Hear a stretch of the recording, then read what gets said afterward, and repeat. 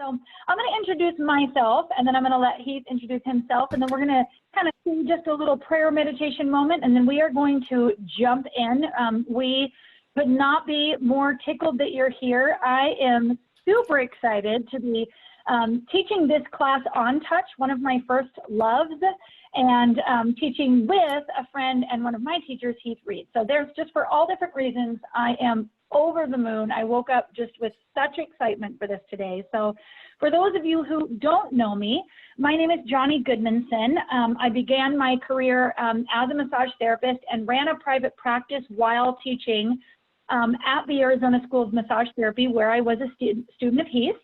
And then I have moved in my career in the last 10 years to working and leading the education department for Holy Yoga and leading yoga teacher trainings in various forms, trauma sensitive, 200 hours, things like that.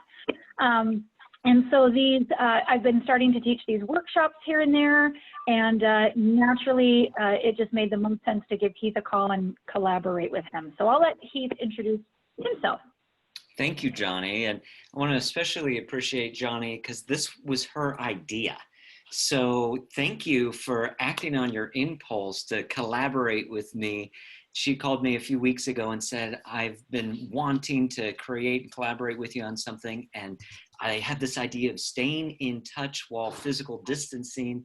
What can we do? And I jumped on board real quick because I love Johnny as a professional, but also as a person. You are one of my all-time favorite people, not only in what you're doing professionally, but how you operate in the world with integrity, leading from the heart. So thanks for inviting me into this whole creation and co-creating with me.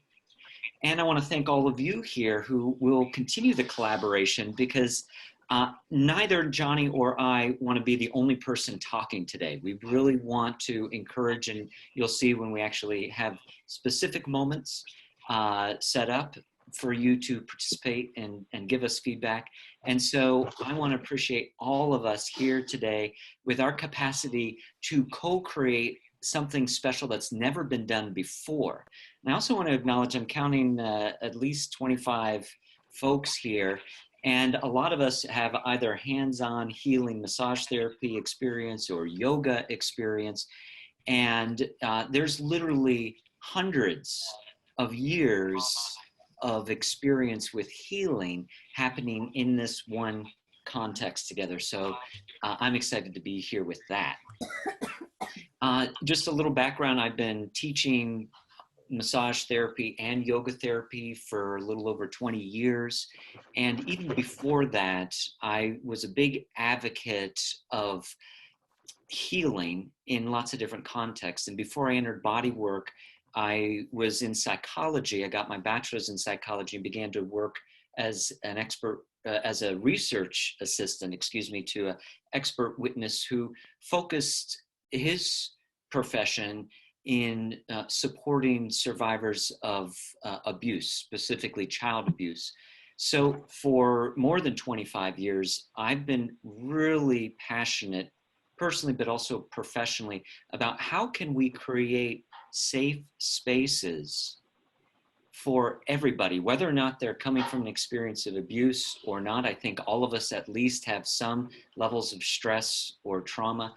And for me, touch is one of the most immediate ways to impact someone, whether we're talking about physical touch or just being in touch with what's happening in our inner world can change everything. So I'm thrilled to explore a bit, share with you some ways that we can offer healing touch for ourselves and then expand that outward with others. Thanks, Heath. So let's just take a moment and kind of clear our minds today. I do want to set us up, before I have like a little bit of a prayer meditation moment, I do want to set up, you can't talk about touch, or maybe you can, but it might be difficult to talk about touch without some sensitive things coming up. So I just want to say, we want this to be a safe and open place for sensitive things to come up. We'll be talking about some sensitivities and maybe some ways we've been trained about touch that maybe aren't accurate of what the purity of touch really is. So I just want to tee you up that there'll be conversation like that, and we're all adults. We can handle it. We got this. But most importantly, it's a safe place, and it's a place that I would love and encourage you to, as much as you're comfortable with, participate in that conversation when it comes around, if you feel so led. So just sit up nice and tall for a moment. Maybe kind of roll back on your tailbone. We kind of tend to sit with our pelvis forward a little bit when we sit. So maybe kind of roll your shoulders a little bit, just soften them. Maybe soften your chin and just let the back of your neck relax just a little bit. Then close your eyes and take a nice, long, deep breath. In the nose, out the nose, in the nose, out the mouth, whatever is a bit of a reset button for you. We have kind of an instinctual way that we do that. So take a nice, long, deep breath.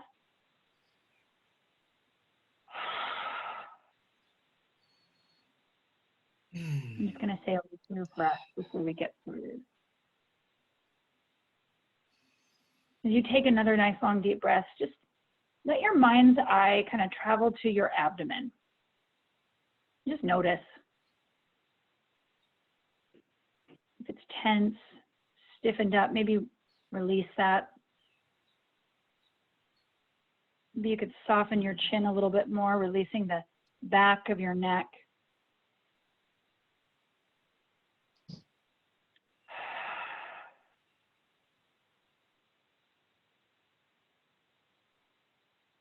Holy Spirit, we just come to you today open, seeking you, seeking to receive, seeking healing for those who have had negative, impactful experiences with touch.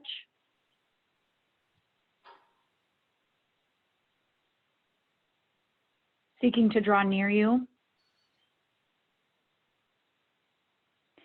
And seeking new tips and tools for being in this time that's just so different, on roller coasters of emotion. And this is one area where those emotions can be processed and needs can be met. So we just ask you to come in full measure. Give courage to those who would like to add to the conversation. Give a clear connection with Heath and I, the flow of what we desire to share as well. We just thank you for what this next hour and a half of conversation will bring, the healing and the transformation. We love you. It's in your name we pray. Amen. Thank you, Johnny. And again, thanks everyone for you connecting in your personal way with the group, with yourself, with all that is. And Johnny, one logistic, I want to make sure we're recording this. Is that right? We are. Right. So I wanted to let everybody here know that as well. And one way that I want to, before we get into a little left brain stuff, Johnny and I talked about going back and forth between some linear history, physiology, science of touch with some experiential right brain sensing. And right now I'd like to invite you to use touch as a medium, as a doorway for your presence. So what Nicole and I have been advocating for several decades when we teach, especially massage therapy, is that your presence is more important than your technique. So even though we're going to share some techniques for touch and therapy and through the senses, through our hands, I also want to emphasize and underscore that your quality of touch, and what we like to say is your presence, your beingness, is more important than the actual technique. So what do we mean by presence? Simply being here now, locating yourself. And I think this is one of the chief challenges of modern day society, is that people don't know how to be here now. Or once they've located themselves in the moment, they're not sure that they actually want to be here. So touch can be a way where we can physically locate ourselves in our body, in our environment. And energetically, we can be in touch with our body intelligence, our sensations, as a way to amplify our capacity to connect, to touch, and also our availability to be touched. And I want to talk about touch reciprocally, not only our ability to give and share compassion, kindness, and touch, but actually to allow ourselves to be impacted, allow ourselves to be touched by others, even when there's really big experiences. And all of us have been experiencing probably some waves of emotions here in this time of uncertainty. And so one way we can presence ourselves through touch is by getting in touch with something that is happening all the time, but we don't generally presence into it, and that's the pulse in our chest. So for a moment, I want you to connect your awareness, your presence with your heartbeat.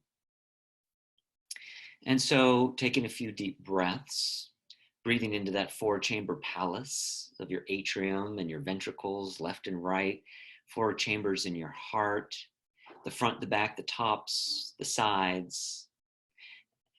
And so your heart was pulsing before you noticed it, but now perhaps you can feel that connection. And now I want you to expand. So ESP isn't about an extra sensory perception. It's about expanded sensory perception. So I want you to expand your perception from your heart. Can you feel your heart beat in your fingertips? How about all 5 fingers and thumbs on the left and on the right? Take a few breaths. Notice, can you feel, can you get in touch with this physiological symptom, the sensation that is communicating to us all the time, right? That we generally don't give it much attention. And so our heart was pulsing and locating in our fingertips and thumb tips, but maybe we didn't notice it. So I want you to begin to play with circulating your awareness in different parts of our body, because sometimes we only focus on our body when things are going wrong.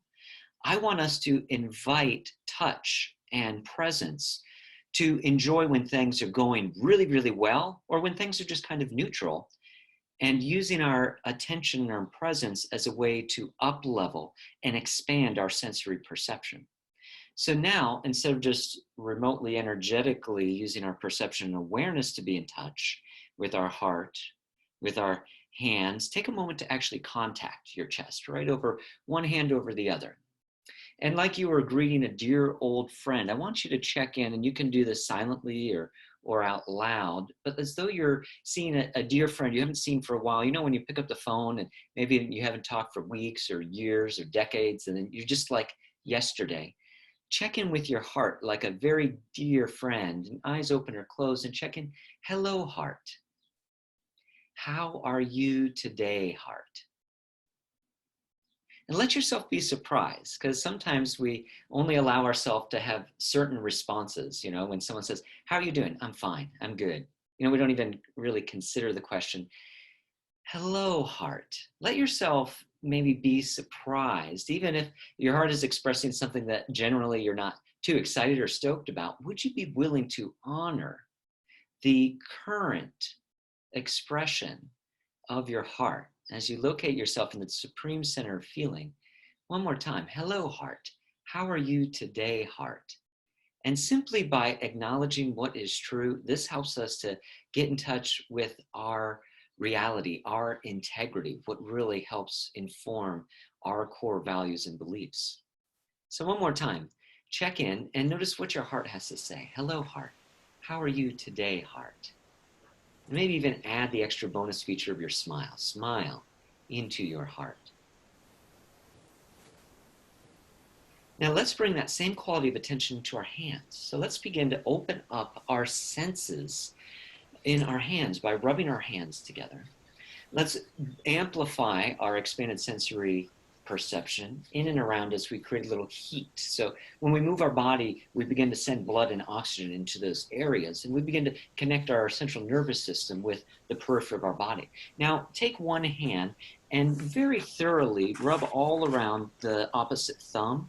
Get the fronts, the backs, the sides, and notice the context. Notice not just the type of touch, not the technique of touch, but the quality. What's the context? Move on to the next finger, the index, and be very thorough. Get the very tip, get the top of the tip, get the sides, get the nail bed, get the middle knuckle, the close knuckle, all those parts. Get in between the webbings and do this on the sides, the backs. See how much awareness you can begin to build and grow into this first hand.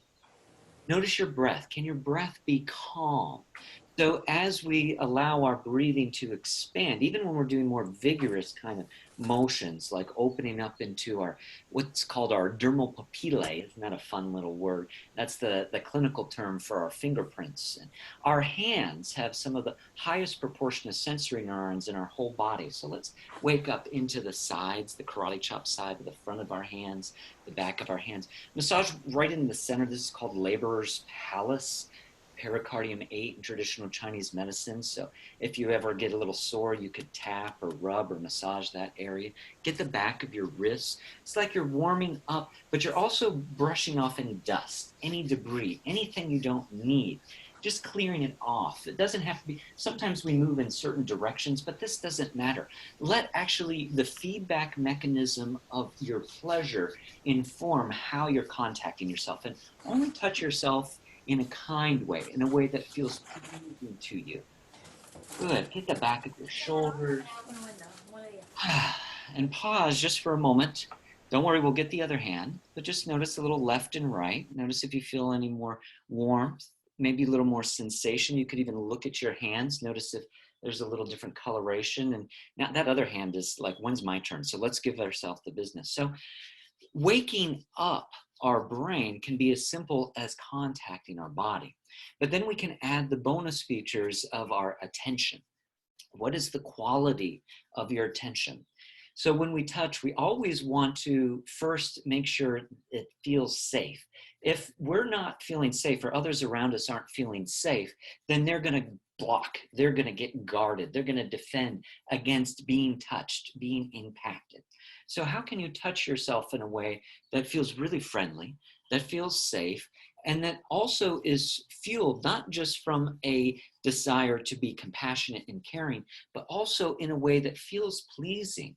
Touch is an essential ingredient in our development. Without touch, humans die. And that also goes for adults. When we lose touch, when we become isolated from others, then we begin, something inside begins to wither and harden, and we lose that spark of life. So notice how maybe simple and obvious this is to touch yourself. Maybe get both hands contacting the insides, outsides of your forearm. Is there anywhere else that you'd like to contact? Now, maybe bring this soothing contact to an area you're healing. So are you healing in your neck? Or maybe you're healing in your belly. Or maybe there's just an area in your body that wants to be contacted. Checking in the back of your throat, your shoulders. Maybe sloughing off, like you're dusting off, you're clearing off any debris off your legs. Check in with the different areas of your body that sometimes get excluded. I know when, for beginning massage therapists, a lot of times they leave out the belly, they leave out the pecs, they leave out the glutes. So notice if there's certain areas in your body, oh, the bottoms of the feet. Sometimes people think, oh, the feet are dirty, or we think negative, critical thoughts of our body. So find an area that maybe you haven't given a lot of attention to that could use a little TLC, and just begin to open your expanded sensory perception. And I'll invite you throughout our conversation today to just gently contact yourself, whether it be a steady contact, a moving contact, a tapping contact. These will all be phenomenal ways for us to bodify our intention. And what I mean is embodying our presence through the act of physical contact. And we, in the handout, and I want you to look at the handout maybe at a different time. It's supporting the conversation that Johnny and I want to share. But I want to check in. Is there any feedback or questions about any of that contact? Anyone want to share what they noticed, what they felt, or maybe what changed in their feeling from now to 5 minutes ago before we started doing that?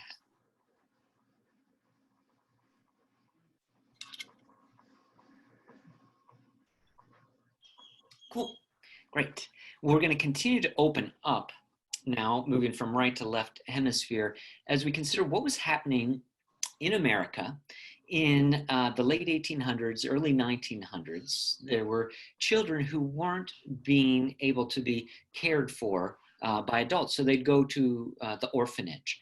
At the time in America, we called these foundling homes. And there's a lot of documentation on these foundling homes. And what was amazing is that children under the age of 1 were given all their basic necessities: food, water, shelter, right? They were given everything that an organism needs to live, to grow, to develop, and thrive, or so they thought.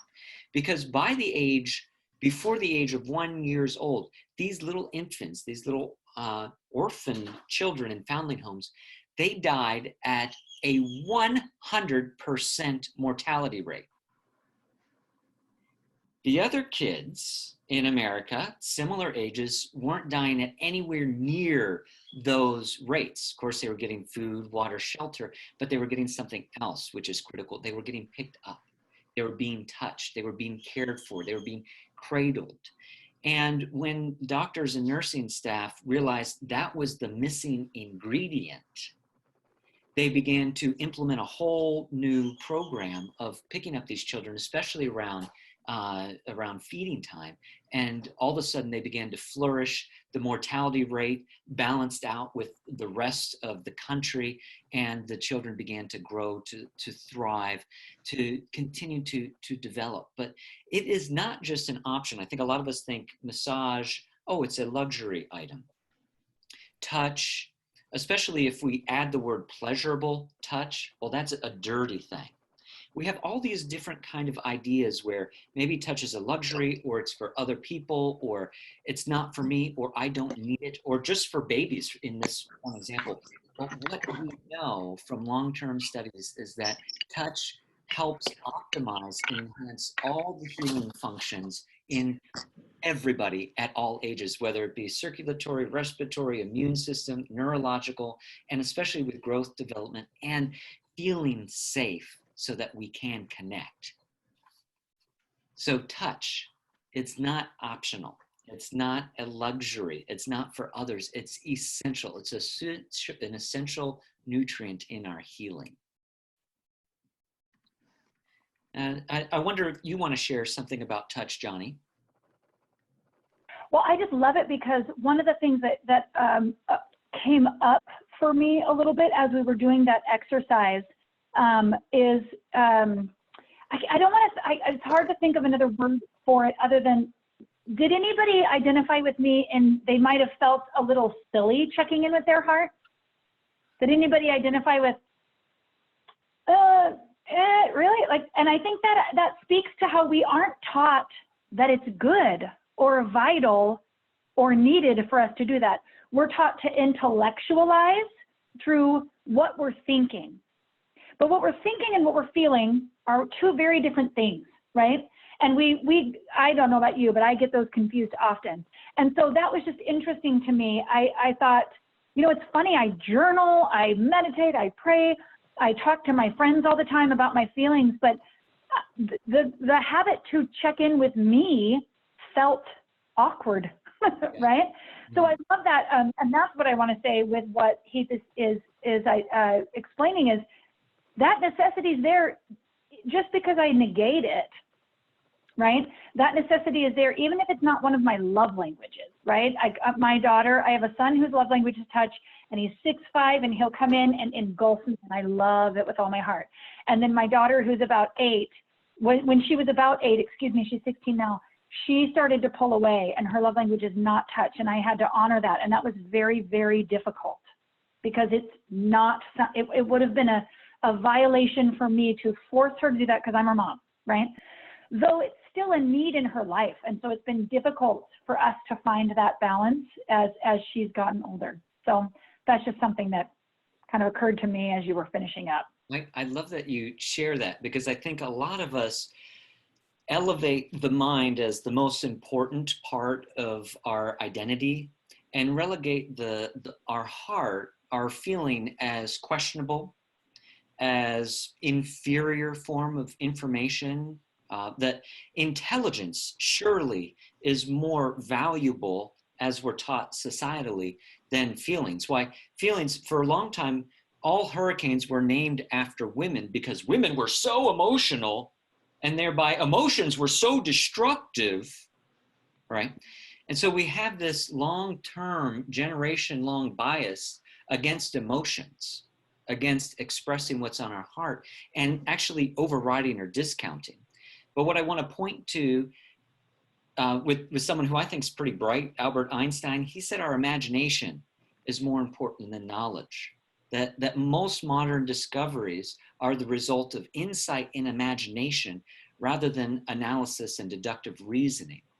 So when we do those even silly games and imagination about how are you today, heart, or do these expanded sensory perception, we're actually including more of our full spectrum intelligence.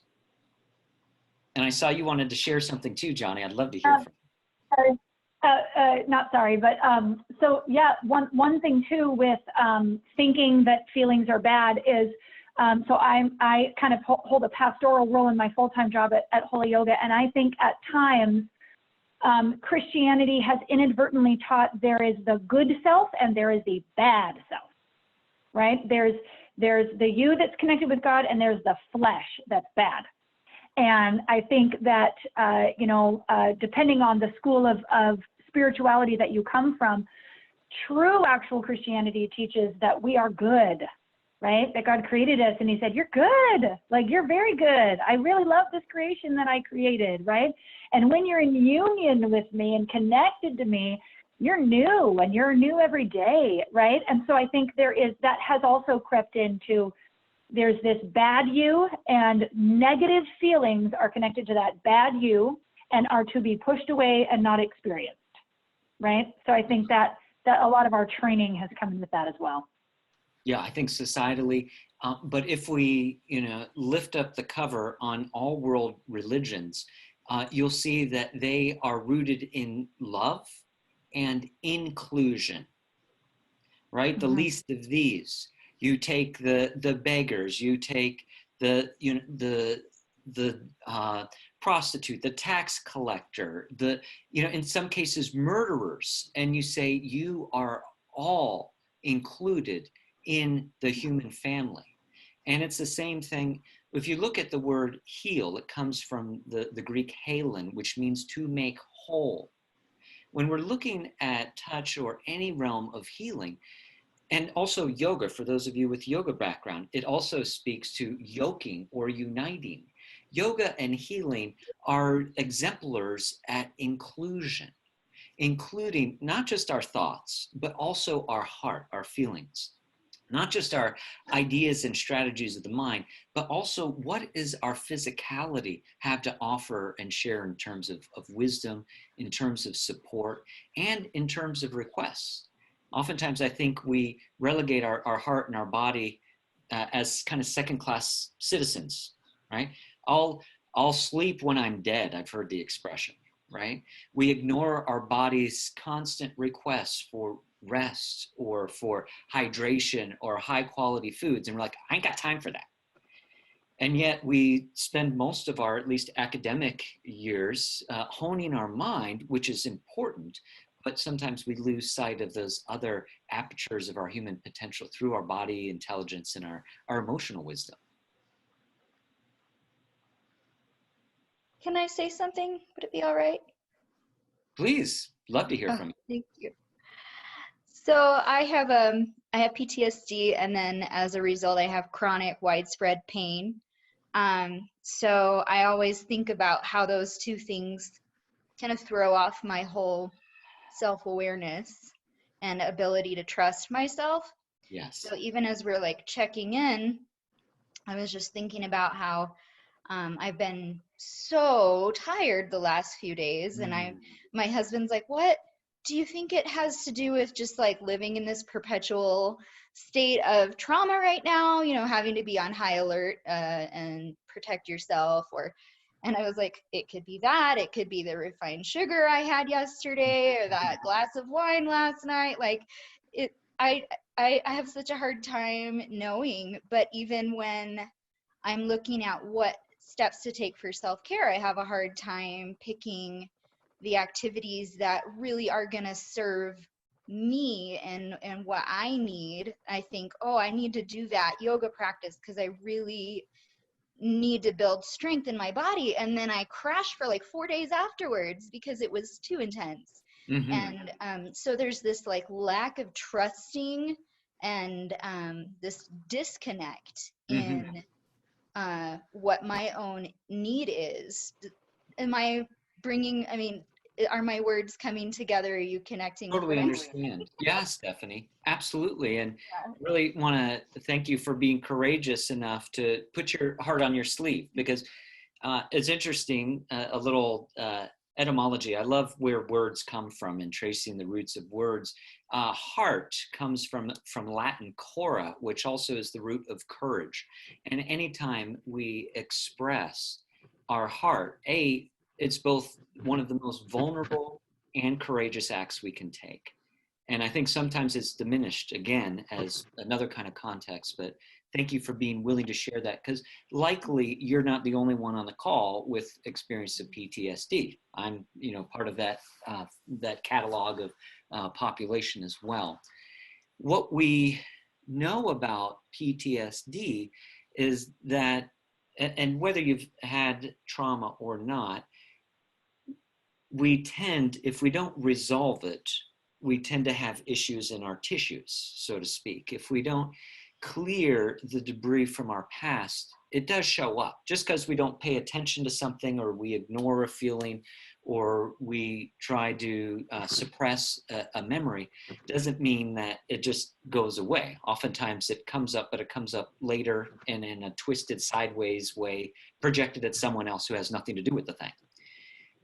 But getting into groups of like-minded people who are willing to explore being in touch, not only is an incredible act of courage, but you're also growing the most, I think, vital muscle of confidence, which is trust. And you said trust a few times.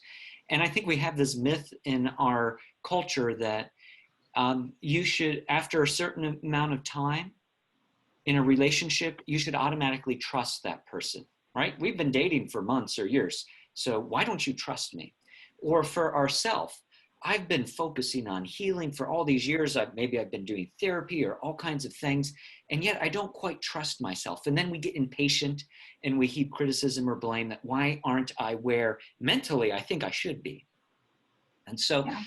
what I want to mention about trust is that it's a lifelong game. All right, where you're not going to get to a plateau where, okay, I have all the trust I need to be confident in all areas of my life all the time. Trust needs to be earned. And so what you do is fantastic, Stephanie. It sounds like you and a lot of us, we wonder into, what do I need in terms of self-care? And it's important that we experiment, right? We need many, many iterations. A handful of trials and tests, if you study science, is not nearly enough. Optimally, you want to have hundreds or thousands of iterations of experiments to begin to get clear results and conclusions. So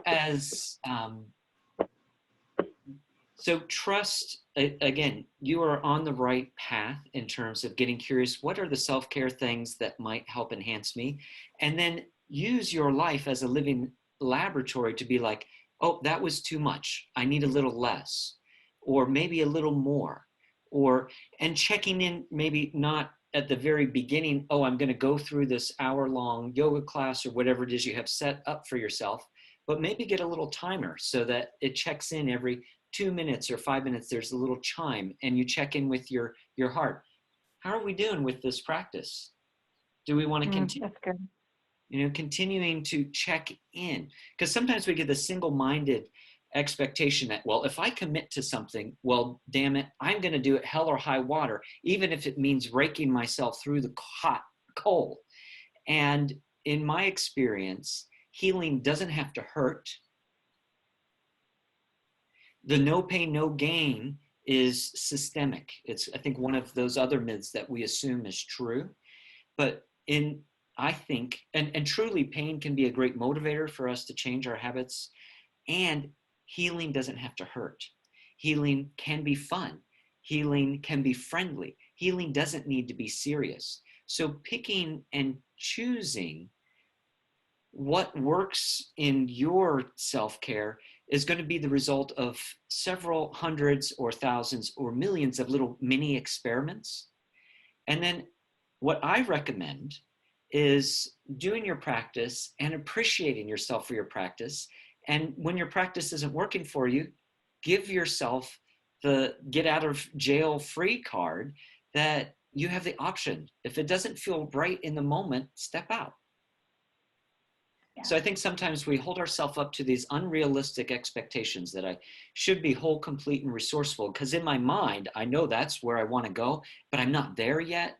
And we let impatience cloud our confidence. We think that we're not good enough, or whatever examples, whatever stories we have. And what I want to say to all of you is that you are perfect just as you are. And we show up. And I think, yeah, go ahead.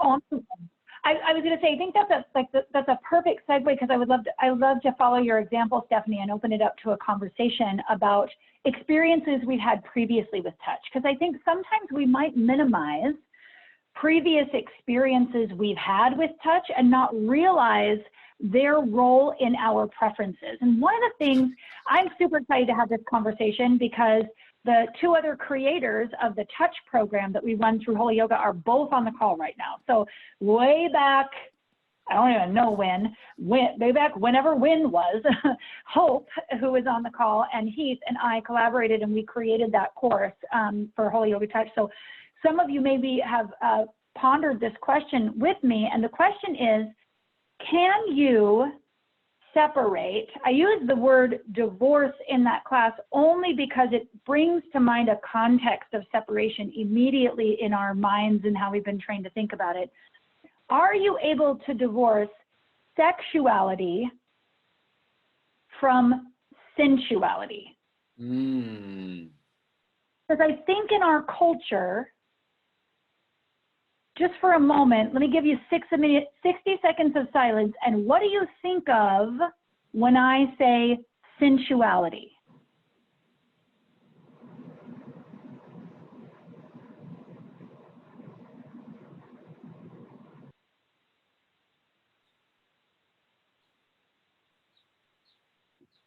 So if you're willing, unmute and just tell me the instinctual things that popped into your mind when you hear sensual. What do you think?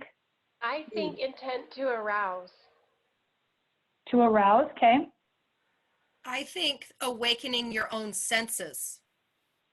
Awesome. I love that. I think of beauty.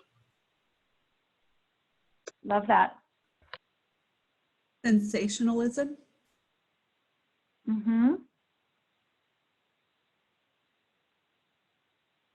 My first thought was pudding. I love your honesty. My first thought was bathtub. Hot Yeah. bathtub. Yeah. That's awesome. And that's the conversation those are the things we're trying to conjure to mind, right? Like those wonderful, like when my son, I'm going to try to say this without crying because he's going off to college this year. When my son comes upstairs and gives me that big bear hug, that's very sensual. Like I can smell his smell. I can feel his skin against mine. He's very strong, so he'll squeeze me and he knows I like to be squeezed. Like he's a good hugger, right? But there's nothing inappropriate happening in that. And if in your history, touch has been used inappropriately against you, right? He's talked about what he did previously in his living with child abuse. And inappropriate touch can be inappropriate sexual touch. It can also be grabbing your arm. It can be hitting you. It can be no touch or lack of touch. It doesn't have to be all the way to the end of hurting. It can also be the other side of neglecting and not giving, right? And so I would encourage you, I just want to open up a conversation. What have some of your experiences with touch been?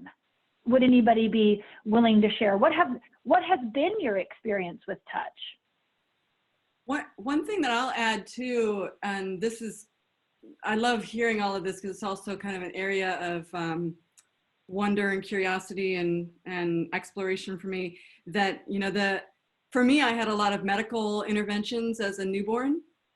And so like I was being contacted as an object, and with the assumption that as an infant, I didn't have any kind of sensory experience happening.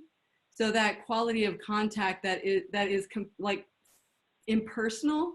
And even though, you know, the story, of course, is that like they're attempting to save my life, but the quality of contact I got in response to survival was also being treated as an object and not as a sentient being. And so it's like, yes, it was a tension that looked like it was life-saving, but it wasn't so much life-affirming. Mm. Yeah. And That's so good. you know, a really intense effect, and has been one area of ongoing, you know, was actually a source of PTSD for me that really didn't have any explanation because I wasn't making thoughts and sense at the time. So it's been an ongoing unwinding in that process, and getting really specific who gets to touch me because of the quality of their contact. And a lot, even professionals who don't get to touch me because I can feel the quality of their contact isn't actually nourishing. It's therapeutic, but it's not very nourishing. Thank you for sharing that, Audrey. Great feedback. Great words. I love what you're saying, therapeutic versus nurturing. There's a vast difference in that. Great descriptions. Thank you. Yes.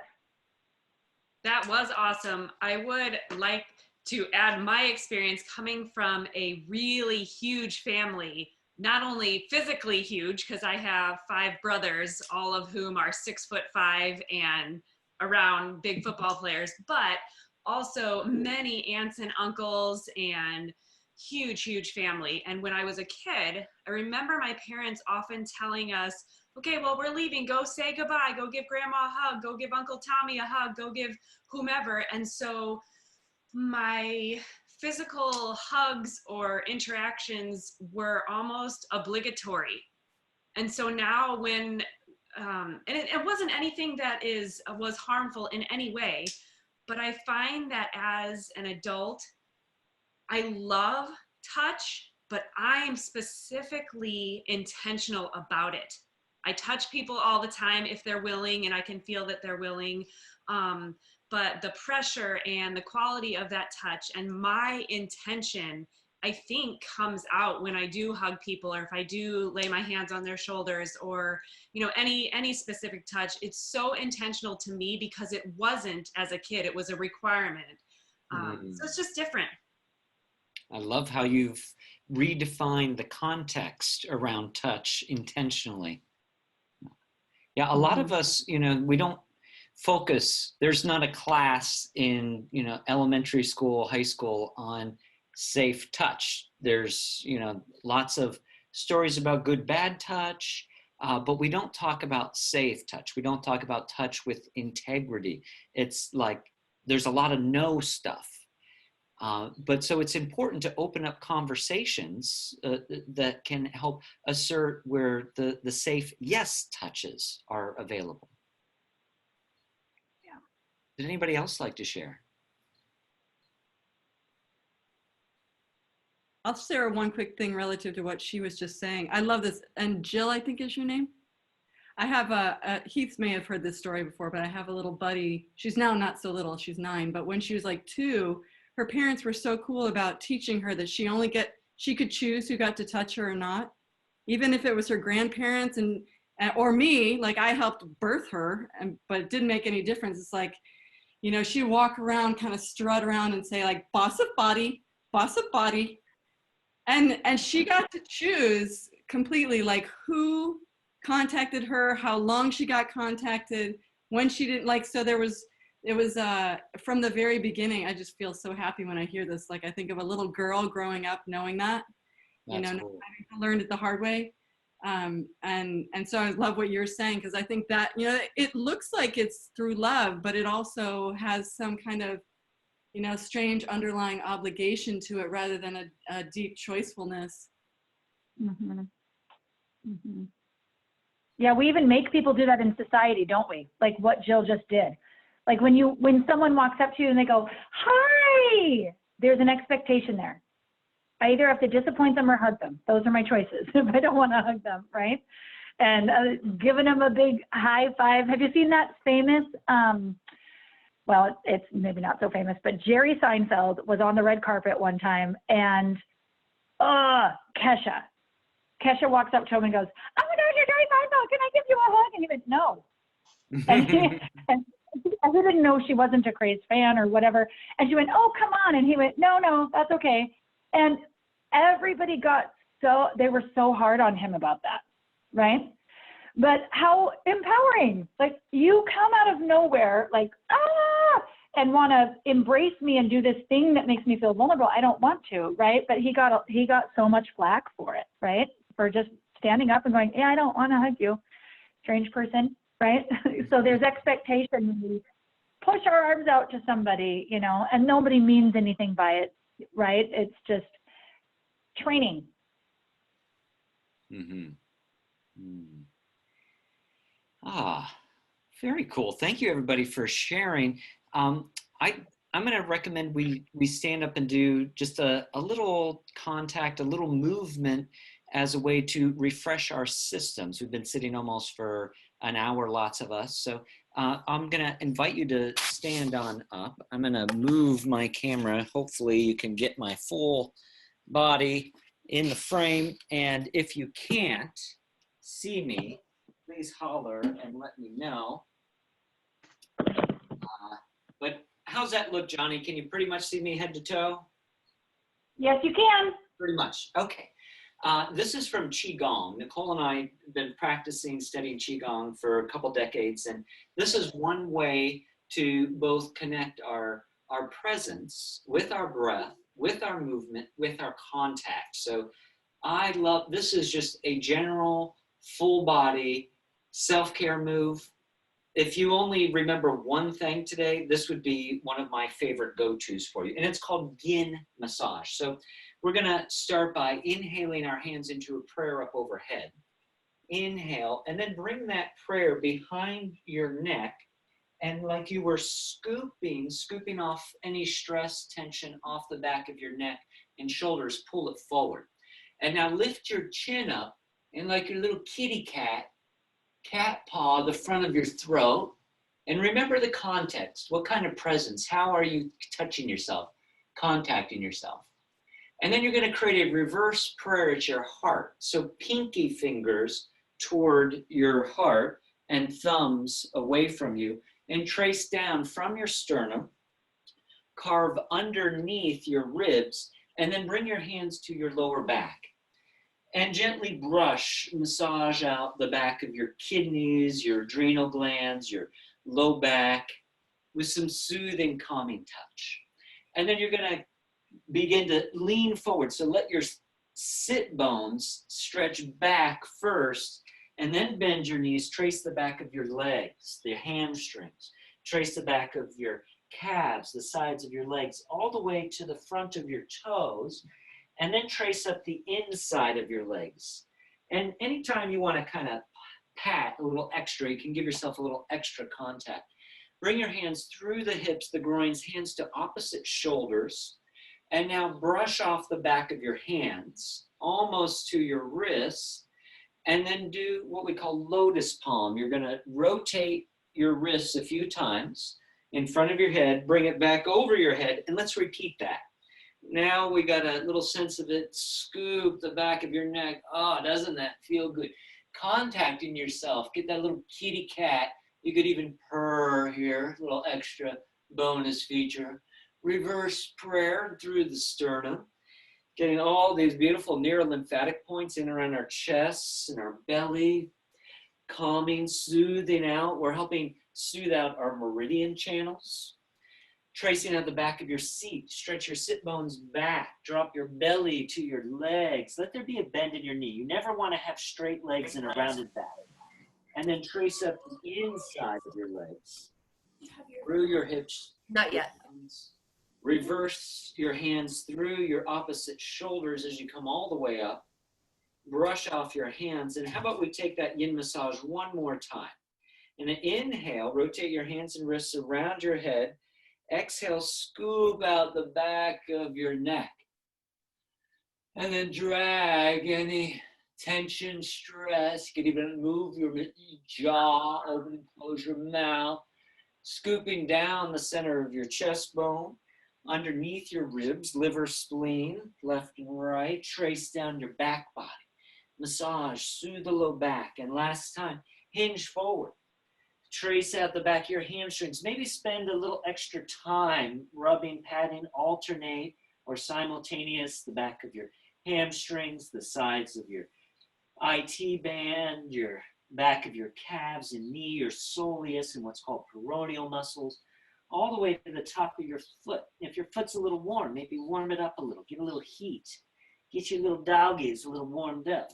And then trace up the inside of the legs. Bring the 3 yin channels from the inside of your foot and legs all the way up, cross to the opposite shoulders, and we'll complete by tracing out the back of our hands. Lotus wrists, and inhale up, arms up, exhale down. And just to gently close this out, we're going to start with our hands right in front of our hips. Inhale your right hand up and over, and with a half prayer, exhale right through the center. This is a centering breath. Repeat that for the left arm, opening up, inhale up, exhale, bring it on down, right through center. This one's a little different. Inhale up, and now let the little thumb rest, feel that groove with your thumb right into that third eye. Eyes open or closed, the center of intuition. At the third eye, take a breath into your mind's eye, coordinating and collaborating our neocortex, our new brain, with our limbic system, our amygdala, our reptilian brain. Bring that half prayer of the right hand into your heart. Doesn't matter if you do right side or left side first. Check in, eyes open or closed. Connect with the heart. And then let's do that one more time. Left arm up overhead. Expanded sensory perception at that third eye. Take a breath in and out. Expand into your visionary capacity to imagine the future, to imagine yourself contacting your own presence and that of others with love, with care, compassion, hand to heart, the center of loving kindness. Breathe into your heart. Breathe into the wings of your heart, your arms, your hands, your fingers. Maybe add that extra bonus feature as we bring our palms into a diamond shape right in front of our belly. Thumbs connect at the belly button, palms face the belly, and enjoy 3 deep breaths. Connecting these big 3 centers, center of presence at the belly, center of feeling at the heart, and center of wisdom at the head. Feel those 3 centers equally informing your truth, your healing, your vivaciousness. Beautiful. And when you feel complete, we'll soften our eyes open. And you can continue to stand, or I'm going to move my computer back to where I can have a little seat. Chat a little more. So that, my friends, is called yin massage. Lovely way not only to give yourself a little TLC, but also to recalibrate your energy meridian, according to traditional Chinese medicine. Hey, can I ask, you said the center of wisdom, the center of feeling is the heart, and the belly was the center of? I call it the center of presence or the center of beingness. Anatomically, our center of gravity is one hand length below our belly button. Here's my belly button. So one hand width below, and then one hand width into our body. That's where our anatomical center of gravity is. And we don't really hear much about it here in the West, but in the East, they have lots of names for this area. They call it the lower dantian, the sea of qi, the hara. In a lot of practices, especially like qigong, that try to help balance your energy system, a lot of time is spent putting your brain in your pelvis. So we're often very head-centric. So we reverse the polarity by placing our brain maybe into our feet to feel more grounded, or placing our brain in our belly, in our pelvis, and moving from this center instead of head forward, head first, head strong. So good. Thank you. Thank you for asking.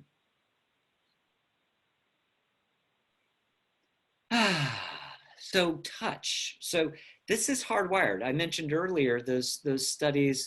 The Greek expression is marasmus, where these little babies are dying just because they're not picked up and held. The wasting syndrome. But we can reverse it with touch. We can grow. We can thrive. But this isn't only in development. This is in healing immediately. Think of the caveman, the cave woman walking around, and they bop their shin into the boulder. What do? That's smart. You rub it, you touch it. Touch for healing is hardwired. You don't have to think about it. Even before children are verbal, they're often touching, contacting. Ow, it doesn't feel good here. So this is a hardwired, the very first sense to develop is touch. Talk about the 5 senses. Usually we're ocular oriented toward our vision. We get a lot of info through our eyeballs. We can also experience as much information through touch with practice. It's just honing a different tool of our perceptual repertoire. Not only is touch the first sense to develop in utero, as early as 8 weeks, the embryo is developing the feeling, the ability to touch and feel touch, to know, very basically, it's our identifying feature of our individuality, right? Like I'm Heath. I know it because I'm Heath, and outside of me is not Heath. So touch, like very practically speaking, the air around us is what differentiates us from someone else, and we can feel through touch that air, or if we're in the water, we can feel what's us and what's not. Individuation happens through our faculty of contact, and not only is it a chief sense, the first sense to develop, the sense that lets us know object permanence, what's ours and what's not, what's real out there, what's not real. It's also the last sense to diminish in old age. Touch really bookends the whole arrangement, the whole catalog of our human history from even before we're born. And as we're aging, oftentimes sight and hearing and the other senses fall away long before touch. So it's essential, it's a nutrient, and it's one of the quickest, most obvious, hardwired, unconscious ways that we can get in touch with our own wellness and actually enhance, up-level our healing. Yeah, I think that's one of the things that as we get older, we take for granted. As our lives unfold and new and different relationships come into our lives. I think of the context of my son, right? Right now, I'm a primary nurturing woman in his life.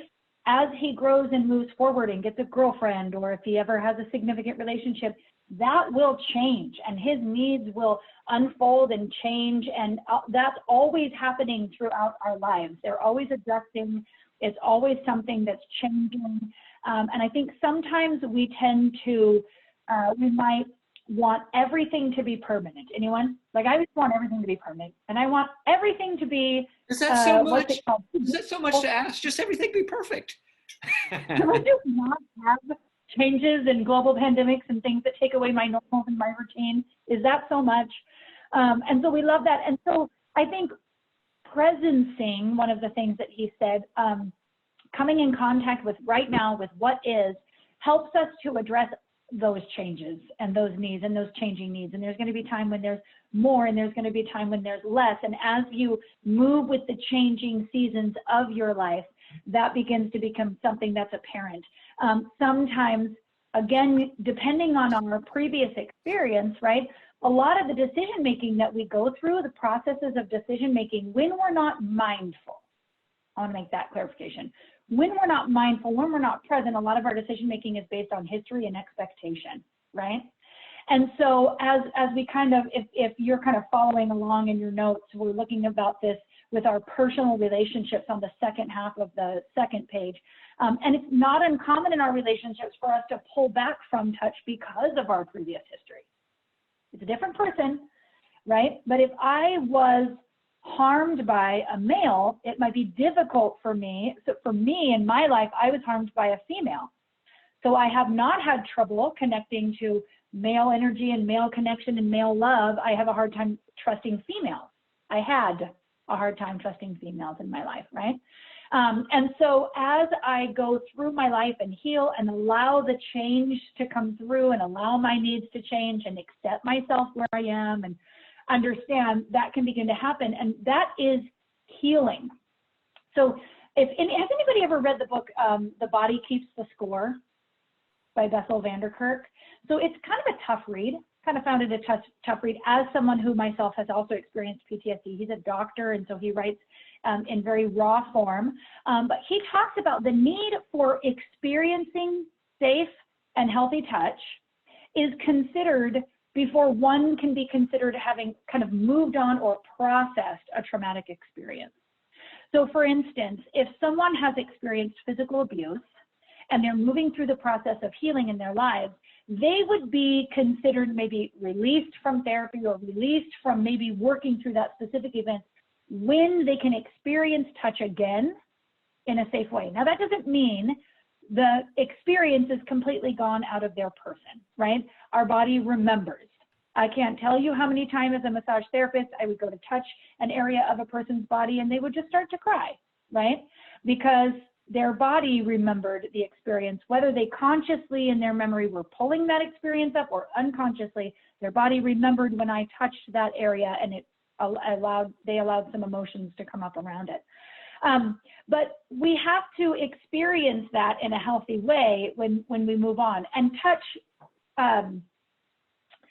helps us to process away the event, because one of the things that happens with trauma and traumatic experiences is we kind of get placed into a holding pattern. Think of an airplane around an airport, right? It can't land yet. There's not a gate available. So it's in a holding pattern.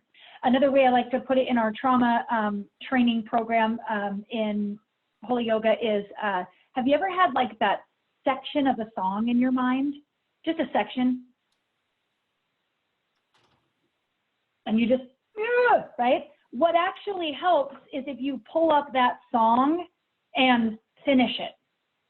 Listen to the song and sing it all the way through in your mind or out loud. I'm a fan of being out loud. Singing restores and resets your vagus nerve, right? So I'm a fan of singing. So sing it out loud, because what the brain is trying to do is it's trying to finish it. And that's what happens with unprocessed trauma. See, our brain works in buckets. That's why a lot of our decision making is made off of history. It's trying to figure out what bucket to put something in. Like, what category do I put this in? I don't have a category for this. Well, there's not really a category in our brain for negativity and harm and abuse. That's not the way it was ever intended for us to be, right? So it's trying to file that away. And so touch can help us file that away. And so it's very important in this. Heath and I are just going to kind of open up a conversation of being in touch. He's touched on it a little bit with our emotions is a very important part of that. And touch can play a role with you being in touch with your emotions, processing. Then we lean very much on the intellectual aspect of processing emotions. And there's a lot of, as our brain heals while we're sleeping, right? You're not doing anything. You're just sleeping, and your brain is cleaning up and doing all the things and categorizing everything you've done and repairing our musculature and our connective tissue. The same thing happens when we're touched. It's not an intellectual experience, right? It's an experienced experience. Do you have better words for that, Heath? I think experience is perfect, yeah. So that's what we just an embodied experience. Thank you. Yeah. It's presencing, it's connecting in, it's connecting to your heart. Go ahead. Well, because sometimes we're kind of disembodied, right? Sometimes we're so identified with our idea, our mental strategy, our sense of self, and we're no longer located. We're just like a head body. We're just kind of like this, we are what is happening between our ears, and anything under the chin, well, that doesn't really count. So yeah, embodying your feelings is a lot different than thinking about your feelings. Yeah.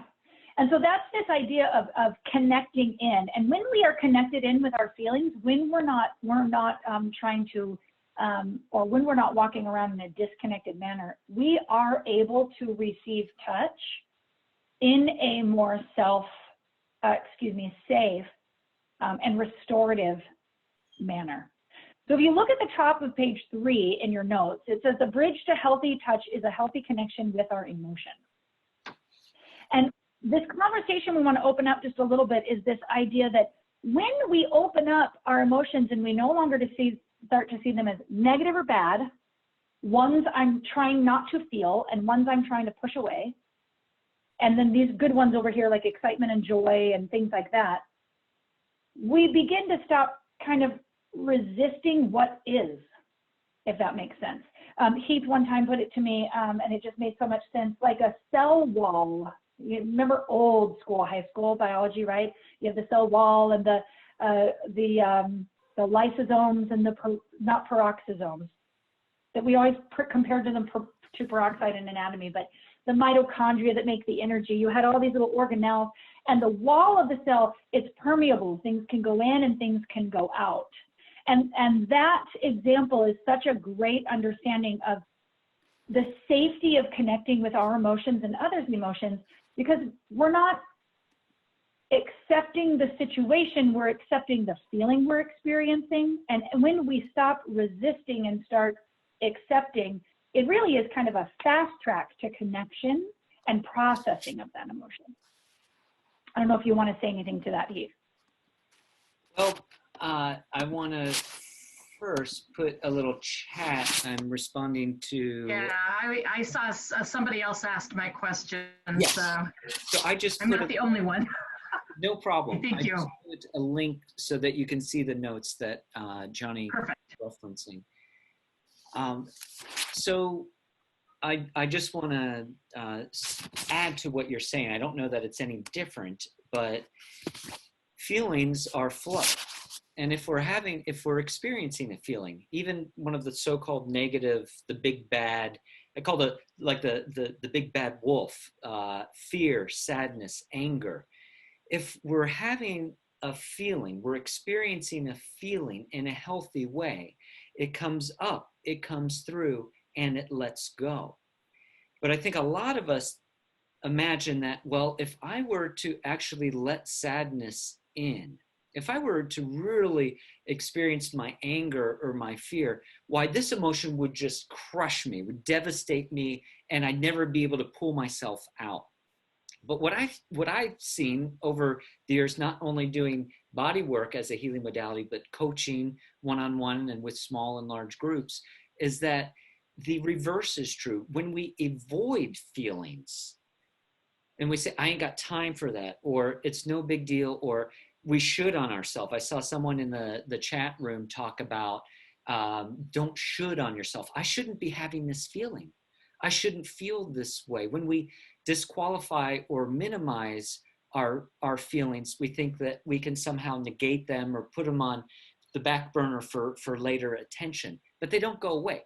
In fact, what they do, and I like to use the metaphor of zombies, they become the living dead, right? We have this feeling, we have this emotion, and maybe we're scared or we're mad or we're sad, but we stop it, we suppress it. It doesn't just go away. It still is trying to resolve itself. It's still trying to express itself. And until we let it come up in and through, it'll just keep eating our brains. We'll make stupid decisions based on avoiding or resisting an authentic, true feeling experience in favor of using all this energy. I can't tell you. I can't describe to you how much overwhelming energy it takes to avoid having a feeling. You're feeling tired, you're feeling fatigued. When I notice that, one of the first things I do is I start trying on feelings. Like I was at the like I'm at the clothes store, I try on feelings like I would try on clothes. And I would go, am I scared about something? Just like I check in with my heart. Am I angry about something? Because for me, feeling tired is a clear sign to me that I'm not either feeling something or I'm not expressing something. Mm-hmm. And then I try on the different feelings and like, oh, you know what? I didn't think I was angry. I didn't think there was any reason to be angry, but I feel angry. And then I acknowledge it. I name it. When you name it, you can tame it, right? Until you fully face something, you can't change it. But when we begin to open up to the idea that all emotions come out of the same faucet, the good, the bad, the ugly, however you want to describe them, they all come out of the same faucet. And if we're trying to clamp down the faucet or tighten the nozzle around the so-called negative feelings, we're also diminishing our ability to feel the joy, the excitement, the creativity that arises from us. Yeah, so there's one study I just heard about. You're talking about when that song plays, if you just let it go all the way through, you can resolve it. There's a new study I read maybe 2 or 3 months ago that people who have early onset dementia or Alzheimer's have, as a group, have much higher experiences of unresolved trauma than those who don't have those kind of memory challenges. Now notice, I didn't say trauma, period. I said unresolved trauma. So people who have had trauma, but they have resolved it, they don't get the memory losses, the lapses, the dementia, the Alzheimer's in the same level. And this is just one sliver of the impact of when we try to deny an experience, how we actually lose contact with our full faculty of our mind, our body, our heart. And I think too, one of the things, there was a question in the chat about something that I said, and I don't remember the exact verbiage, but my point was right on the heels of what he's saying about unprocessed trauma. When you accept the feeling, you're not accepting the situation. You're not choosing an outcome. You're choosing you, right? You're saying, if I'm angry at something someone's done to me, something's done to me, or maybe I want to move through some bitterness or something, and I choose to accept the feeling, I'm choosing me. I'm not choosing an outcome to the situation. I'm not choosing to accept the situation and love it, right? Sometimes we got things that are happening to us that we don't like, but choosing to feel the feeling, accepting the feeling, that's not choosing a situation or anything. That's just choosing you in that moment. That's just giving you the fullest freedom to really, really, really be experiencing life. And here's the truth. I don't want to experience anxiety. I don't want to experience bitterness. I don't like anger. I don't like that experience. And so it's understandable how we kind of want to do this, right?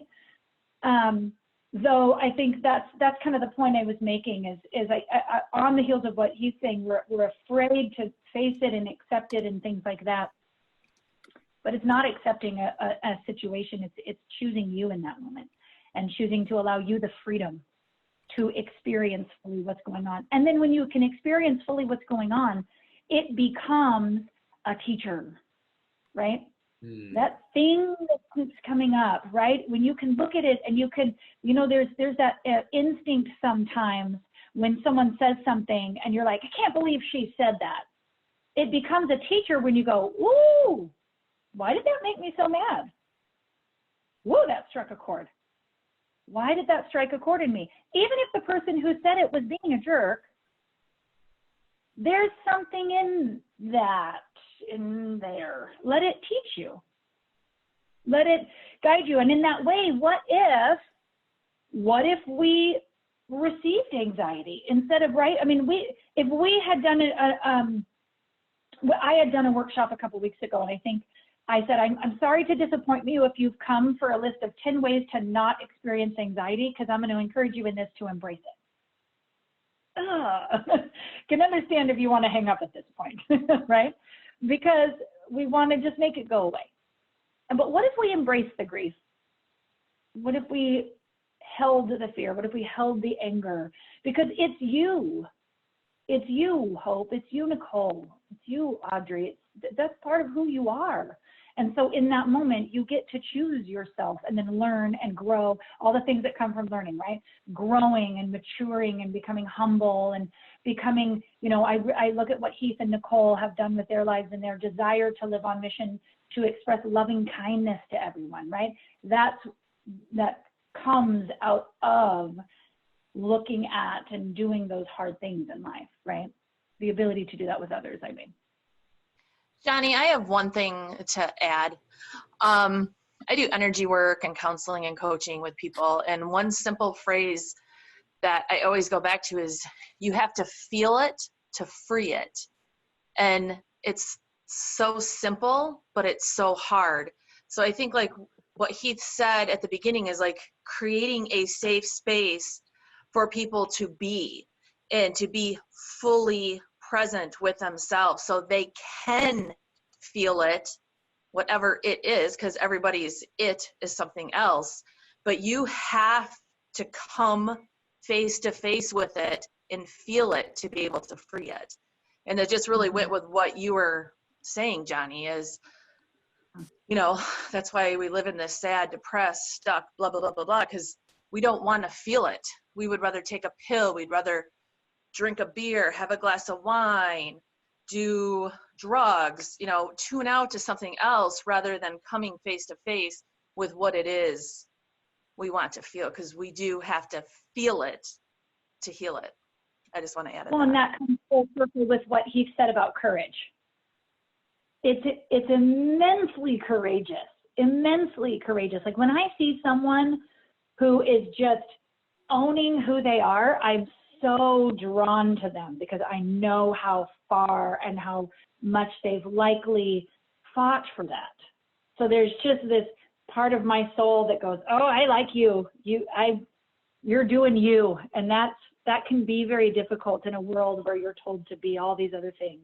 So it takes immense courage. So I love that. Thanks, Nicole. Audrey, please. Yeah.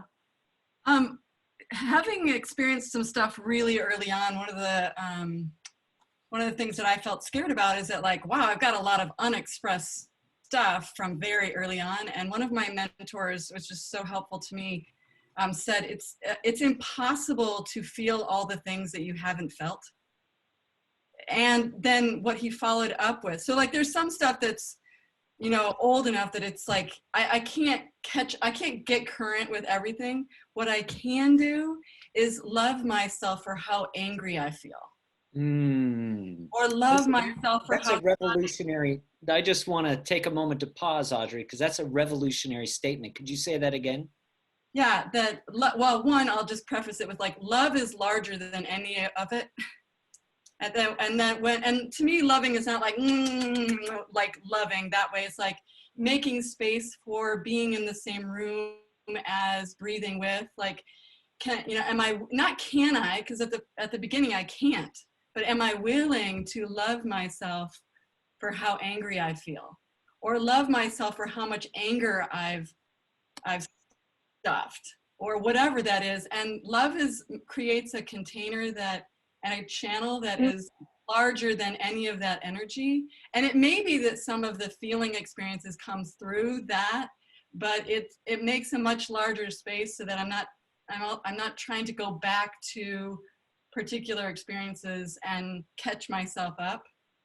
Because, 40 years of stuff that I haven't expressed feels like fucking overwhelming to think about. But my love is like, oh yeah, I'm willing to love myself for how angry I've been, or how much grief I experience. And I think right now we're also in this like collective feeling experience, and any of us that are sensitive are feeling way more than what's ours necessarily. And to be able to make a space larger, like, am I willing to love myself for how much grief I'm feeling? It doesn't really make any difference if it's mine or someone else's. I don't really want to carry a bunch of other people's stuff, but if it's here in me, my love is large enough to move it or to make space for it. It just made more room for me to be like, oh, thank God I don't have to like go back and feel the anger of being, trespassed when I was, 2 weeks old and people were shoving things in me, whatever that was, like, whew, okay. Yeah, you can always activate love in the present moment, and it's the includer. It's the great includer love. We take in and we can enjoy, and we don't have to necessarily agree with or like or even approve of different feelings or different people or different experiences to build our capacity to both love, accept, and maybe even appreciate these things, even things that we wouldn't necessarily choose to, that are maybe more challenging or intense. Mhm. So one way that, Johnny, is this a good time if we take a little opportunity to, and I'm noticing the time, technically we have about 5 minutes left, but I'm going to suggest maybe we go about 10 extra minutes. Does that sound okay with you, Johnny? And if anybody needs to get off the call early, I don't know what you're doing scheduling yourself during quarantine. Just kidding. But we will provide this recording for all of you who are registered. But I want to talk about, according to psychologists, depending on what reference you look at, most psychologists talk about there being 5 primary core emotions. And we're familiar with happiness, right? That's a feeling, that's an experience. Another feeling is creativity, and it's connected with our sensuality, and sometimes it's wrapped up with our sexuality, but it has to do with creation, that excitement, enthusiasm when you're thinking of a new project or a new event, or you're in a new experience, that vivacious excitement of creating or recreation. So that's one of the core emotions. So generally, we're all for love and creativity and joy, easy peasy feelings. So I don't think we need to spend much time befriending or getting in touch with those. However, let's look at the other 3 core emotions, sadness, anger, and fear, as an opportunity to get friendly with these experiences. Because in the yin and yang of things, you can have too much of a good thing. You could have too much joy, right? If you're happy all the time, but you're just painting on lipstick smile on something that's not so pleasant and it's not authentic, that's an example of too much. Excessive happiness. Deficient happiness will look like depression, sadness. But all the emotions, you can have too much or too little. So anger, very obvious.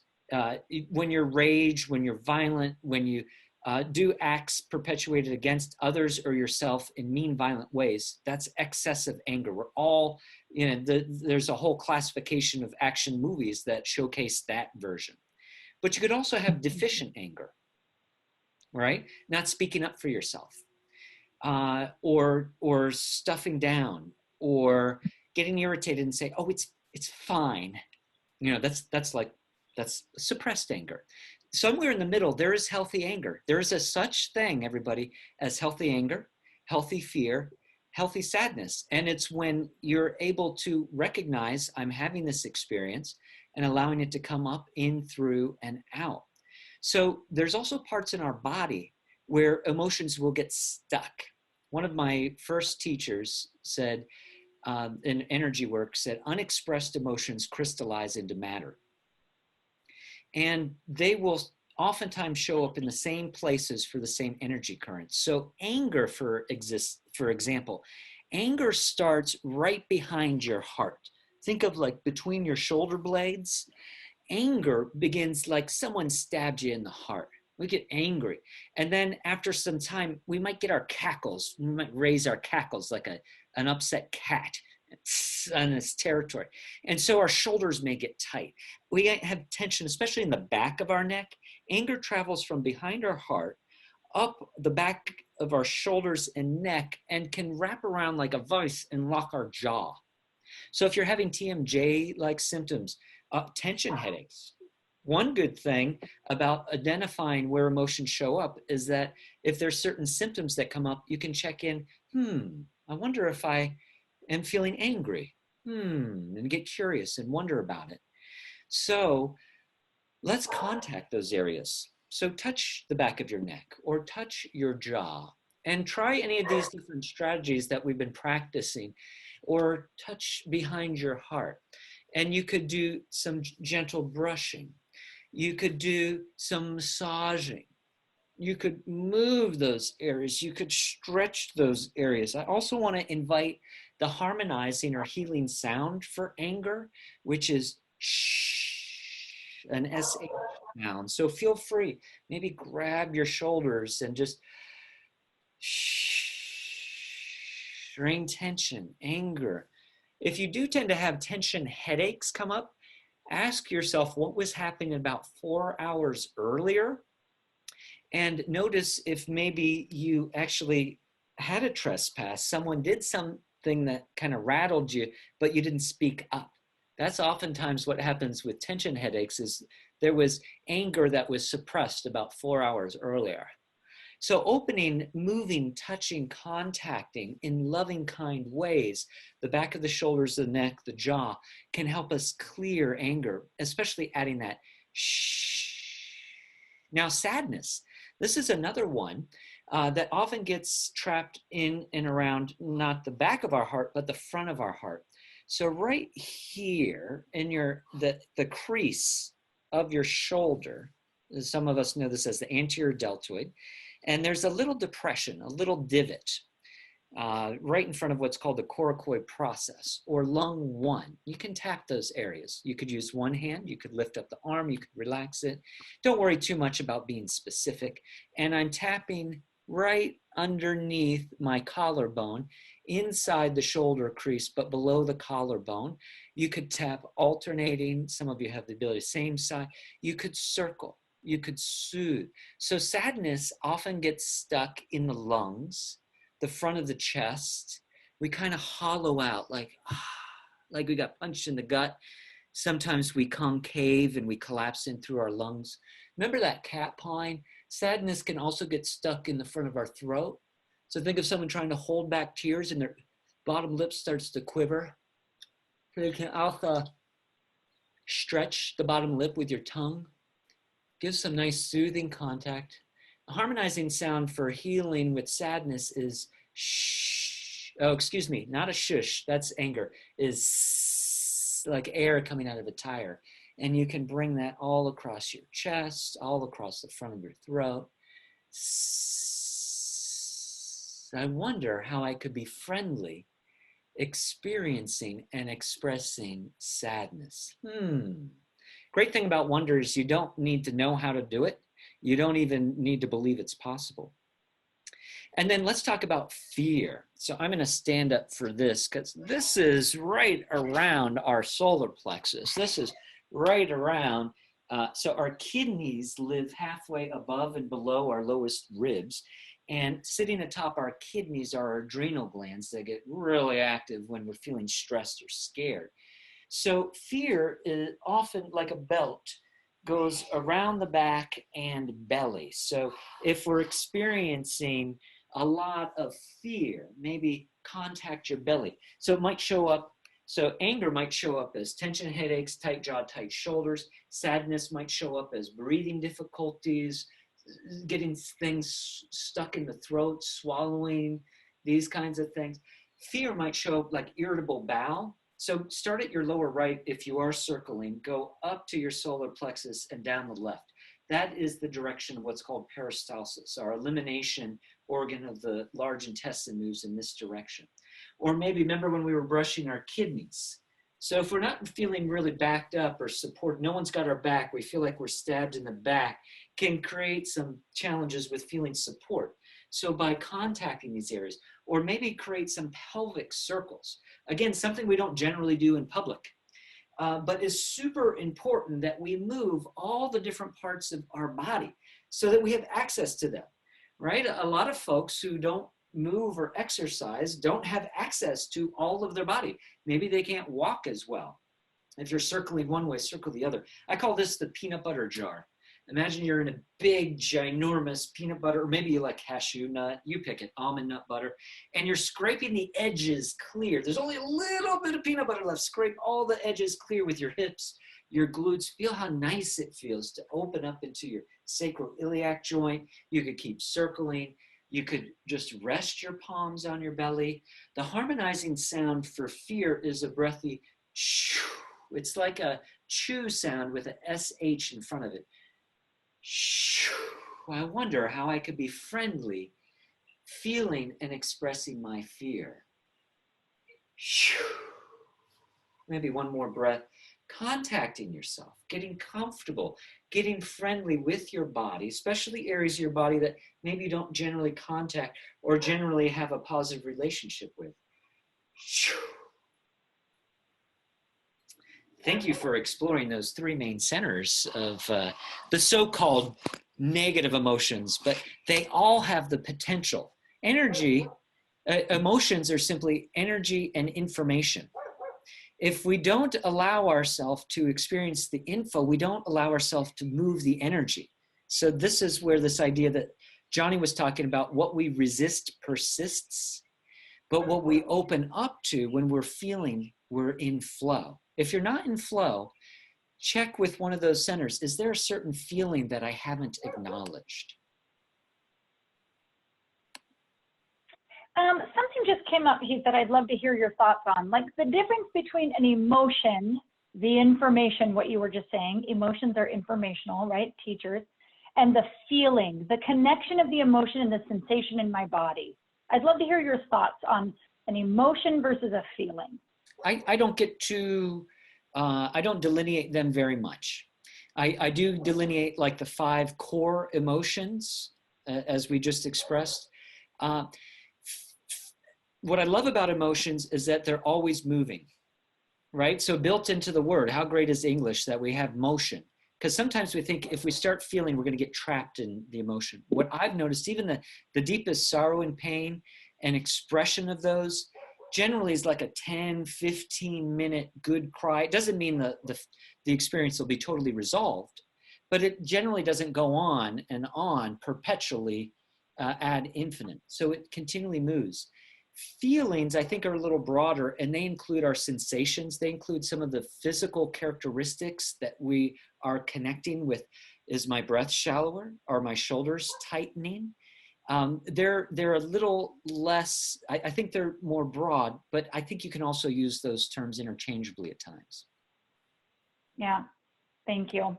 And to connect this back to touch, I just want to say, you know, my husband and I, we've been married for 19 years now, and he, I don't know that there's a more supportive human being alive. Like he just has a desire to support and see people flourish. And so one of the rhythms that we've found in my having healed from great physical and emotional trauma, when my amygdala is the place in your brain when something happens that goes, be afraid, you should freak out, and this is afraid and scary, even though the stimulus might not be.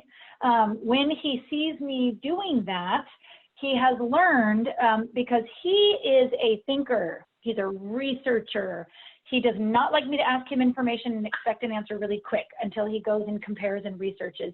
And so previously, in the beginning of our marriage, he would try to talk to me, and in an irrational fear I had, he would try to go, the likelihood of that, and he would bring information to me, which by definition, the fear was irrational. And so I'd be like, oh, thank you for, no, it's irrational. Your rationality is not going to help the irrational fear that the plane's going to fall out of the sky. That is not a rational thought, right? So he learned what he would do is he would come over and not just hug me, but he would, I call it a thunder coat hug. Do you guys know what a thunder coat is for a dog? Oh, right? Yeah. It's a weighted blanket concept. So what he does, and he's 6'2", and he was a big hockey player, so he's like over 300 pounds. So he comes in and with a little bit of gusto, he scoops me in and squeezes me. And immediately oh yeah, I'm safe. I have support. I'm gonna cry, sorry. I'm safe, I have support. He's in this with me. He's gonna help me take care of this. I'm not alone, right? And immediately, I don't need, talk therapy is wonderful, hear me, I'm in it, love my therapist, right? But there is something that hug can do that not a bit of conversation would necessarily be able to do in my processing what I'm experiencing in that moment. So I just want to put that bow on there, because I think we've done a great, Heath has done a great job of showing you, here's some self, because we know that there are some of you who don't have someone who can give you a big bear hug, right? We're in this time where we're asking social distance, be alone. And you don't have, you know, if you're doing the 6 feet, honoring 6 feet, and someone's coming over to have a glass of wine or a cup of coffee, you're not getting the embrace, right? You're not getting that. So that was my original intention in calling Heath, is how do we provide that? I was inspired by a friend who's struggling in that, and how do we provide that? And so another concept I want to encourage you to think about is, with the people you're cohabitating with, if you are in quarantine with people and you're looking for more intentional touch, I think, I don't know your name, but RSO Rovets, whoever you are giving a gorgeous example of what I'm about to talk about, with just, you're just all over all the sensory things in your hands that Heath was talking about, and your face is on their face, and you can hear his little breath in your ear. That's providing all that we're talking about. If you have a pet, you know, how is your furniture arranged, right? Like, my husband really wants to get 2 recliners for the living room, and I'm kind of resisting that, because if he has his own recliner and I have my own recliner, you know what we're never doing? Touching, right? With a couch, he's there and I nuzzle up next to him and I lay my head on his shoulder, and we're Netflix binging my favorite show ever, right? But I'm laying my head on his shoulder, and I'm getting fed in that way. So how is your furniture arranged? Could you, if you're not a foot person, do you have a lacrosse ball or a tennis ball, and you can rub it on their feet and touch the top of their foot and massage their hand? If you cook dinner together, stand side by side when you're doing it. Intentionally stop. It might seem silly, like that initial exercise, because it's a new intention to you, but stop and intentionally hug one another. Not a quick hug, but stop. Experience it. Taste it. See it. Take it in. Feel them against your skin, right? There's little things you can do to intentionally get some of those things that we're not getting from other people in this climate we're in. I just wanted to add, as you were talking about that, also for us tactile oriented people, find things that you like to touch. You know, so for some of us, it's fabric of clothing. We, like, a lot of times I pick my clothes not because what it looks like, but what it feels like on my body. You know, the sheets you have, like, pick and utilize your space in ways that really nourish you. Some people like have meaning associated with a stone or a necklace or some kind of totem. Keep these things handy. Pun not intended, but it works. Keep it in your pocket. Keep it nearby. Put it by your little laptop so you can see it, touch it. Take a break. Stand up, sit down from your chair while you touch, and you get in touch. Get in touch with your space. Have you welcomed the wall to your left this morning? Have you welcomed the wall to the right? Have you welcomed and expanded your expanded sensory perception to the full frontiers of your home? Getting in touch with the spirit of the land where you live and your plants. Yeah, I love all these different ideas of being in touch, getting in touch. Can I say something? Sure. As someone who's lived solo, you know, so I don't physically, and I'm a very touchy, like, kind of squeezy, you know, I love to tussle and like get in there and have physical contact. A couple of things that I've done is I actually put a little bit heavier blanket on my bed. So I have a little more weight on me, especially when I'm sleeping. I have a couple of pillows that I can roll over, and I have a little stuffy that I've actually been using that's like squeezy, so I can get I also do body work, so I'm not able to like get in there and love on people with my hands. I've also been doing a little bit more what I call airport pat downs, you know, like myself. Love that. My own friendly airport pat down, and what I call squeezies, you know, so like here I am. Because, you know, some of my physicality has to do with, like, what you were saying, Keith, noticing where I am relative to the air around me. And even rubbing up against a wall, like, oh, yeah, like pushing into things. That's been, and rolling myself up in a blanket, like burritoing myself. So I get kind of squeezy. I mean, I might be a little like, a little ADD, you know, or a little slightly autistic, where like there's something about that just is super nourishing, and also being a little bit more vigorous with my physical activity. So it's like, here's my breath, and I'm doing a little bit more, that's got that, because there's something really satisfying at a time when I'm not able to like wrap myself around my friends or you know, that kind of thing. I love those. Thank you, Audrey. Well, you want to take us home with the art of request? This is kind of the last little section that you added. Yeah, I wanted to just kind of review the few simple ways of contacting ourselves through rubbing, touching, pausing, squeezing, massaging. It doesn't, and I want to recommend we don't wait till things go wrong to help us feel good. Can you enhance your pleasure factor just because you want to? Would you be willing to feel good for the simple sake that it brings you pleasure? It feels good to feel sensual, to locate yourself in your body. We did touching different areas, different emotions, different sounds. We did that meridian wash. So there's lots of different ways, and I bet you have practices yourself. When you're showering, what is the content and the context of your loofah or your sponge or your soap with your body? What is the messages? What is the story, the context that you have when you're contacting yourself, when you put your clothes on?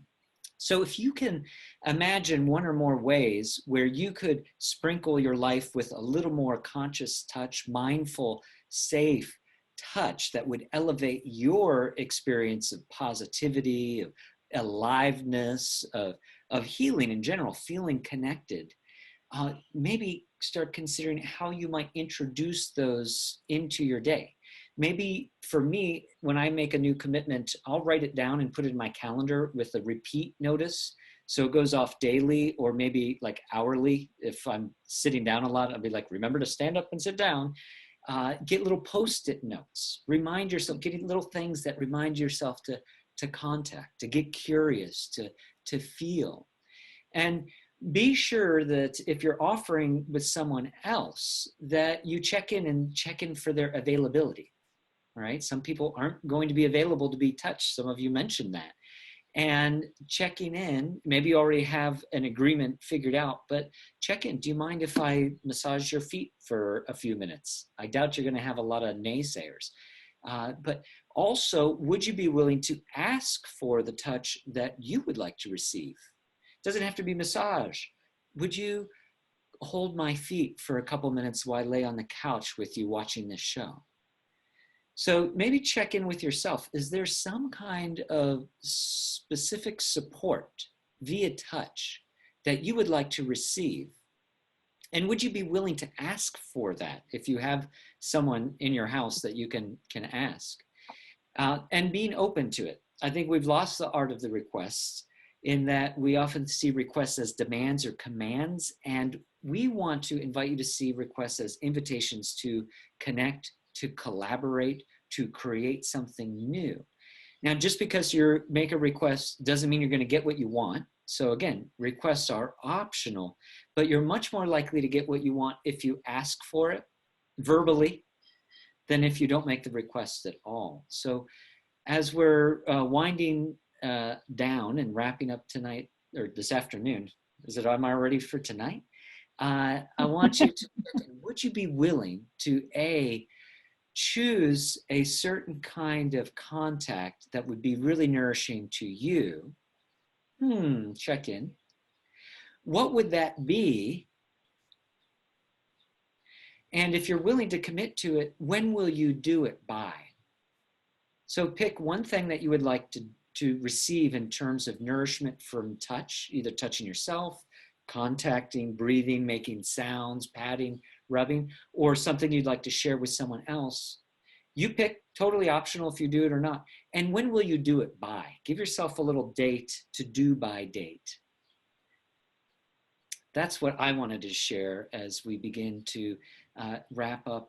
And maybe just to add a little extra cherry on top, is there one specific act of exquisite self-care that you'd be willing to offer yourself before today is over? So we've experienced a lot of ideas, a lot of thoughts, maybe a lot of feelings came up. And let's be sure that we take loving care of ourselves as we wrap up our Friday day. Yes, it's Friday. So you guys, we're so grateful you're here. Please know there is a lot of resource too. Heath and Nicole have been doing this for, I've known them for 20 years, and I'm sure they were doing things prior to that. So their YouTube channel and their website, so Heath, if you would put your website and your YouTube channel in the chat, they just did these wonderful series of videos called The Afternoon Delights. I don't know if for those of you who are in their community and got them, we love them. So I want those who are in, those that are not familiar with Heath and Nicole to be able to have access to that. So please hit the chat feature, get their newsletter. They have really valuable free resource available. And so they've got upcoming workshops coming up and a lot of resource you can go to for that. My next workshop is May 8th. Me and a good friend of mine, Katie Pearson, we're going to be talking about emerging. What does it look like to come out of this cave and see daylight again and go back into our lives? Because so many people are talking about, well, I don't want to go back to normal because there's things that were part of my normal I don't want to do anymore. And so what does a good, healthy normal look like for you, with no shaming of, if you're not coming out of this with a hobby, anybody seen all those? If you're not coming out with this with a hobby, you didn't lack time, you lack discipline. Well, that's not much of a solution either. So we're going to talk about what does it look like to emerge new and different and embracing the goodness we got in the cocoon that COVID provided for us, whether we wanted it or not, right? Let's see, anything else that I'm missing? Any questions or comments that anybody would like to make before we go? I also wanted to add, Nicole and I are doing a bevy of webinars, whether they be movement therapy. We're doing a 4-day Heal Your Own Body series starting Monday, which will be both experiential and anatomical tutorials about. The first day will be healing your own knee, ankle, foot, plantar fasciitis. The next day, heal your own back, hips, SI joint, sciatica. The next day, we'll focus on the shoulders, then the neck, the hand, the wrist, the elbows. But we're also doing several classes about touch, and you don't have to be a massage therapist to join. We have a partner yoga and Thai massage class in 2 Fridays, which is donation based. We're not going to turn anyone away. And if there's anything that you'd like to participate in and you're having trouble getting involved, let us know and we'll see what we can come up with. We have lots of scholarship programs too, and we choose candidates who are paying it forward. So not everybody is able to participate in our paid for webinars, but if you're willing to commit some community service, we can often offer scholarships in those ways as well. I love that. Love that. Thank you so much. I see we went more than 25 minutes more than we thought we would. I had so much fun. Thank you for having fun with me, Johnny, and everybody else. I appreciate everybody's feedback and sure hope to see you all in a future event really soon. Yeah. Thank you all for being here. Have the most wonderful weekend. Bye, guys. Bye-bye. Thank you so much. Namaste. No mistakes. No mistakes.